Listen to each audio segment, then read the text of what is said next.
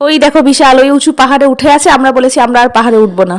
পাহাড়ে উঠতে উঠতে সবাই ক্লান্ত, এবার সবাইকে লাগবে পেট পুজো করতে। তা একটা গাছের ছাওয়ায় সবাই মিলে বসলাম। মেনুতে ছিল আলুর পরোটা, চিকেন মহারানি, মেটে কচকচি কষা, কাজু পনির, চাটনি, স্যালাড। বাড়ির থেকেই সবকিছু বানিয়ে নিয়ে যাওয়া হয়েছিল। বুনিকে দেখো চিকেন লেগ পিস খেতে ব্যস্ত, ওদিকে শর্মিষ্ঠা দিও। মেটে কচকচি আমার মা বানিয়েছিল, তো শর্মিষ্ঠা দি বাটি চেটে মাকে মেসেজ দিচ্ছে যে দারুণ হয়েছে। খাওয়া দাওয়ার পর একটু মজ মস্তি করা যাক।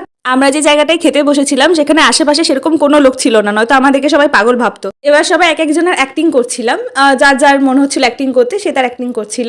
পার্কে আমরা ঢুকিনি, বিশাল ওর বোন আর শর্মিষ্ঠাদির মেয়ে গেছিল। শর্মিষ্ঠাদি ক্লান্ত হয়ে লটকে গেছে। সারাদিন ঘোরাঘুরি করে এনজয় করে এবার আমরা স্টেশনে, বাড়ির পথে।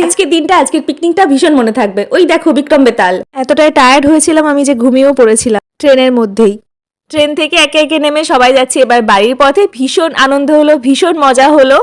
এখনকার মতো এটুকুই, দেখা হবে পরের ব্লগে, টাটা।